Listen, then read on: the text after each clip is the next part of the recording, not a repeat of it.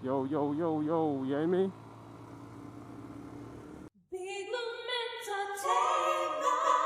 What's going on, beautiful people? Welcome once again. Yep, I'm out on the bike one more time and I'm on my way down south. Just going to chill, not doing anything special. And whoa, ahead of me I see another rider. So let's see if I could get this rider to join me on a Riding Partners episode. Let me get a little closer as we head through the tunnel.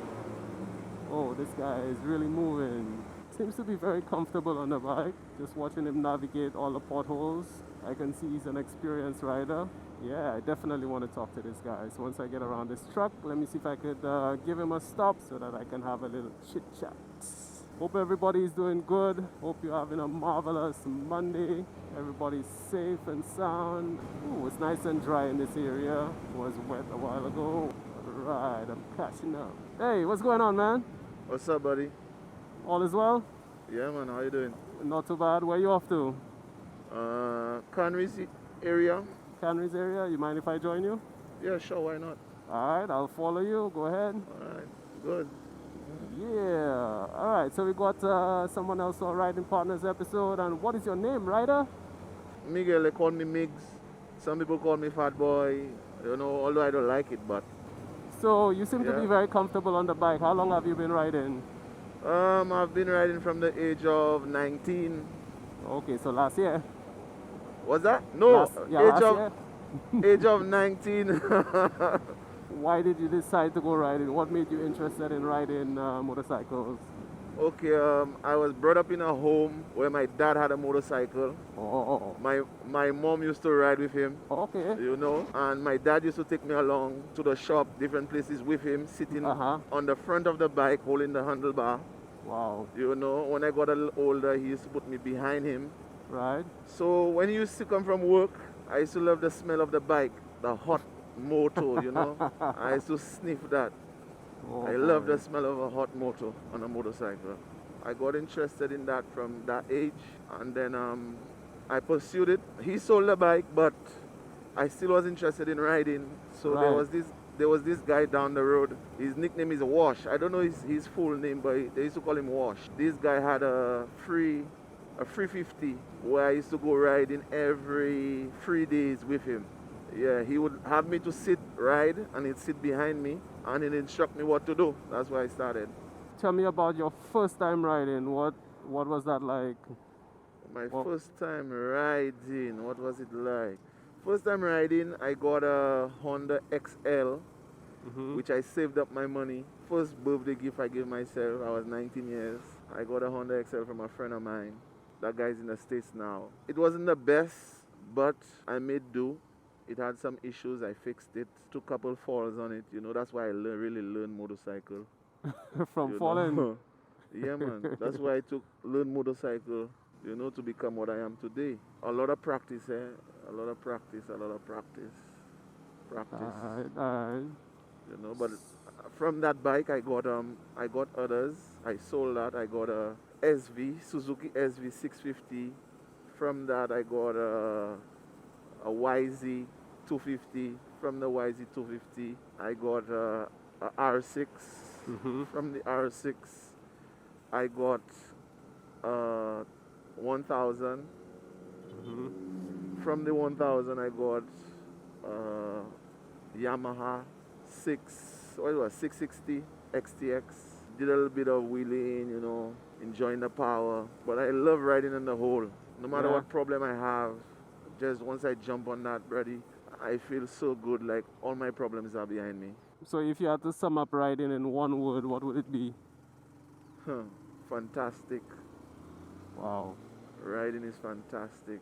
Sometimes people judge us as riders, but they don't understand riding.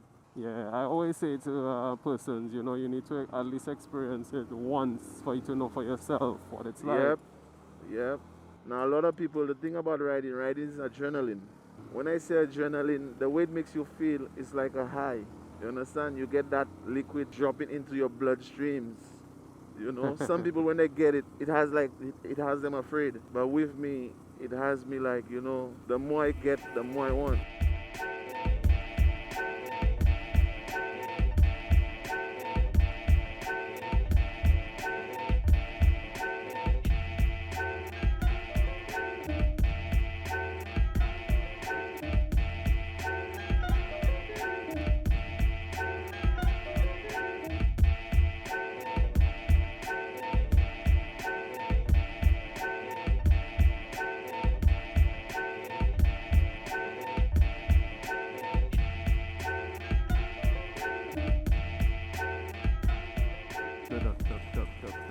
All right, so what is your most memorable moment being on a motorcycle, good or bad? You think that sticks out the most? Good or bad? Okay. Boy, I'll start off with the the good.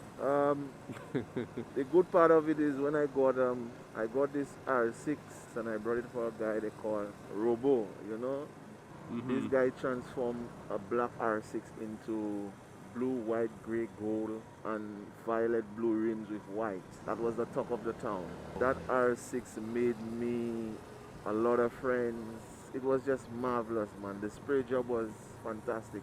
My bad experience was slide around a corner. You know, I love to lean, and going around that corner, I have my lady behind me. You know, we coming down. She fell asleep, not knowing that she fell asleep.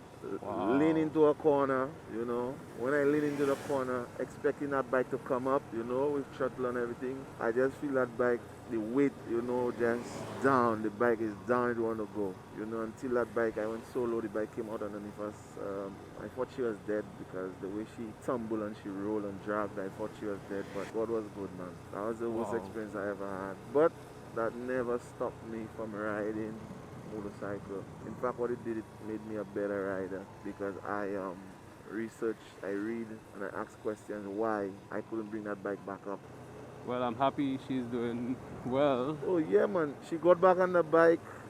She got all her gear. She got her gloves, her pads, her knee pad, elbow pads, her helmet. She actually has 2 helmets, a full face and a pants. That's to show you. She got her riding shoes, everything. Because that experience she had, she told me she doesn't want to go for it again. The road rash.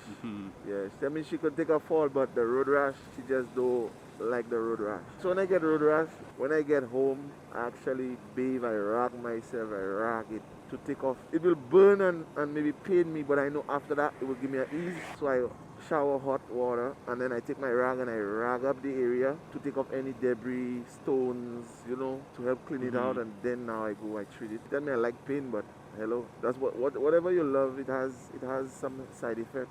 You understand what I'm saying? Yeah, like you said, you have to understand it comes with. Of course. Same way with riding without helmet comes with a cost. Some people fail to realize that, but there's a cost to pay for riding out without gear. How many people have you influenced, you think, to start riding? Boy, many.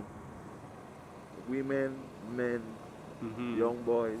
Some of them tell me they're afraid. Explain it to them. I tell them, wait, motorcycle don't kill people. It's people that killing themselves. So if you learn it, you understand it, you respect it, you will live long. Yeah, they have riders that are there long before us. Wayne, Poulbois, Olson, Brian.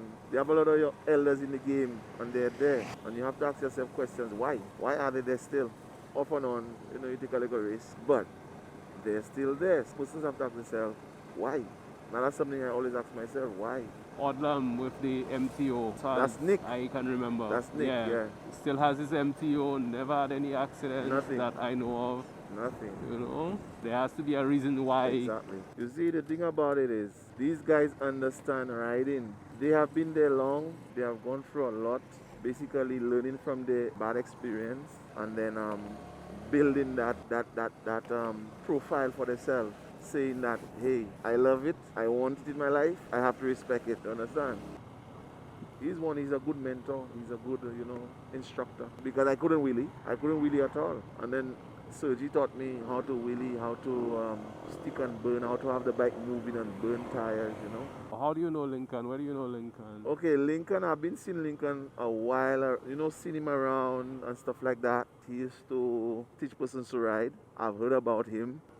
When I had to go for my license, I shopped around, they talk about other persons that have riding schools. I don't just look for somebody that, okay, I just want to get the license. I could have ridden a bike, but I needed more than just going for the endorsement. I wanted to learn a little more, so I went with Lincoln. And honestly, when you believe you're a rider, you go to Lincoln's riding school. And then you'll know if you can ride or not. The obstacles that they place in front of you and the maneuvers they ask you to do is not fast maneuvers, it's slow maneuvers. And let me tell you, that's where you'll know, you'll separate the best from the rest. You understand what I'm saying? Yep. This guy, let me tell you, when you learn with Lincoln. Brother, when you get on that road there, the things you'd face, trust me, the practice, it is worth it. It is worth it, my brother. I love your knowledge.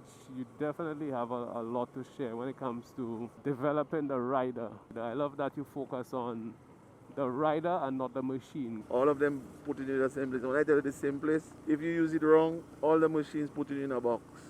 Yeah, Miguel. So I want to thank you so much again for taking time to chat with me. Yep. I really appreciate the knowledge, the wisdom. I know a lot of young guys are listening, watching. Hopefully they're learning and understanding. Is there anything you want to say to the younger riders or the riders who just think that they know it all and they don't need any of the wisdom that you're bestowing onto them? Well, what I have to say to the young riders is get the knowledge.